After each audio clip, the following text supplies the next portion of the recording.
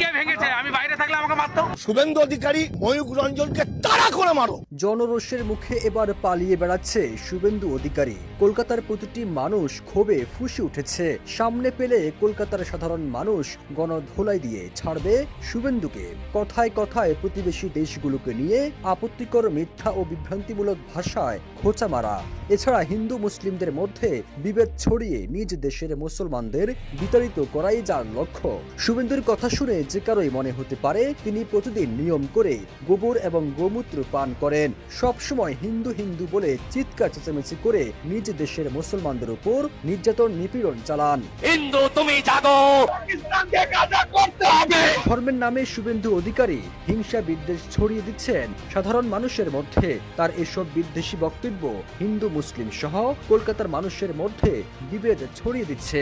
আর তাই শুধু মুসলিম নয়, তার বিরুদ্ধে এবার রাস্তা নেমেছে হিন্দুরাও। ও বেশি মস্তান হয়ে গেছে, ওকে গুন্ডামি করতে দেবো না। যমুনা ইলেকট্রনিক্স ঈদে ডাবল খুশি অফার সিজন 3, যে কোনো পণ্য কিনলেই পাচ্ছেন নিশ্চিত ঈদ উপহার। শুধু শুভেন্দু নয়, কলকাতার রিপাবলিক বাংলা টিভির হকার সাংবাদিক খ্যাত ময়ূক রঞ্জনের বিরুদ্ধেও এবার আন্দোলনের ডাক দিয়েছে কলকাতার হিন্দুরা।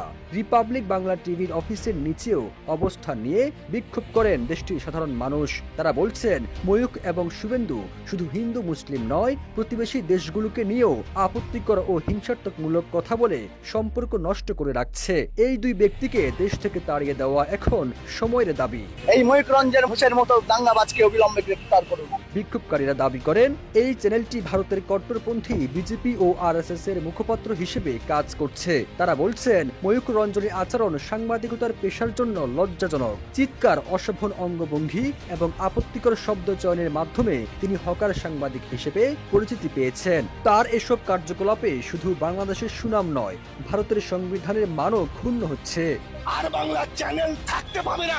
যেখানে আর বাংলা যাবে সেখানে তারা করো।